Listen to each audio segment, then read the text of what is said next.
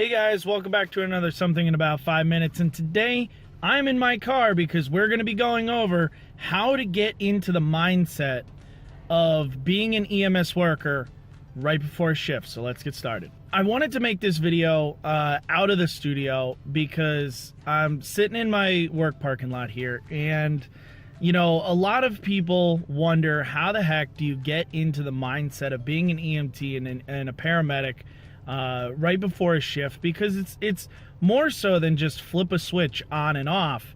It's kind of, you know, you have to prepare yourself for what you're going to see that day and what you might be doing that day, and you know, all of these different kinds of concepts that normal people don't have to do when they, you know, go to their job or, you know, go to their office job or wherever they may or may not work. And I wanted to put together my 3 ways that I typically get into the mojo of, you know, getting prepared to do a shift here in EMS. And the first way that I get into the mojo is just being completely and utterly prepared for work. So I know it sounds silly, but it goes a long way. I get up, you know, early enough that I don't have to rush out of the you know, the door in the morning. I take a shower, I eat, I get all of my stuff prepared. I have my computer bag, I have my, you know, my accessory bag, I have my med bag, all of that stuff that I bring to work with me every single shift. I have all of that prepared, and I throw it in the car. I am dressed top to bottom in uniform. My boots are done. You know, they're not, you know, unzipped and untied when I'm walking in the door. I am 100% ready. When I walk in 25-30 minutes early for a shift, which is normal for me, and it should be normal for everybody, I'm ready to take a call right then and there. And getting that prepared, that in tune for getting ready for work right off the rip, prepares my brain. Okay, I have to start switching into a mentality of I'm going to work.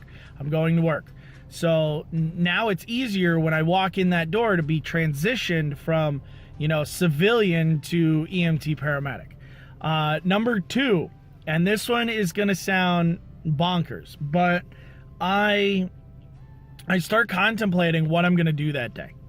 As I'm driving to work, I start thinking, and I'm not hoping that I might do a cardiac arrest that day, but I typically look at the schedule and I see who's working with me that day. If it's an off day that I'm not usually scheduled, because I typically have the same partners every week, but maybe it's a different day that I'm working, like today. I don't typically work today.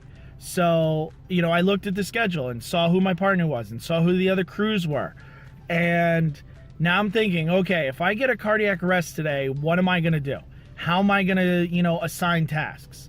What if they're in this situation? What if I have a difficulty breathing patient and they're like this?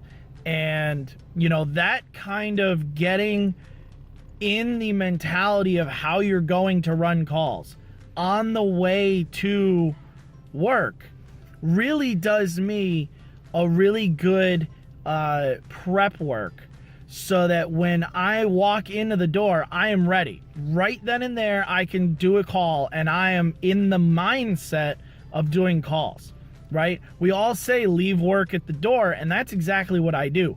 I leave work at the door every single time I leave, and I don't think about how I'm going to run a cardiac arrest or the calls that I did that week or anything like that until I'm back to work the next time. So now I have to readjust my mindset to being an EMT and a paramedic. So I start doing these you know, soft call runs in my head, and this way, by the time I get to work, I'm ready and raring to go. Lastly, my third and final tip is I start thinking about, you know, how I am going to bring out the most amount of, you know, generosity and kindness that I can possibly give in one certain, you know, 12-hour shift, or today I'm doing a 16, so a 16-hour shift. You know, how am I going to make people happy? That is ultimately what my goal is as a provider. It is, you know, yes, it's taking care of the sick and injured, but it's also making sure that people leave my care happier, right? And, you know, typically we're not happy people when we're sick and injured, but if I can brighten your day by being kind and being generous and talking to you and actually caring about who you are as a human being, that's going to make your experience with me even better. And that ultimately will make your condition better, because I really am a believer that, you know, the happier you are in your condition, the better outcome that you may or may not have. You know, so I try and sit there and I contemplate how I'm going to make someone, you know, happy on sometimes, you know, the worst day, or at least one of the worst days that they may encounter. So those are my 3 tips to how to get into the EMS mindset prior to going to work and being ready for your shift. So, you know, try it out. I think these tips work really well for being able to transition you from that civilian, you know, I'm not thinking about EMS mindset, to getting ready for your first call on your next shift. So take care, guys. Stay safe, and I will see you guys next Tuesday.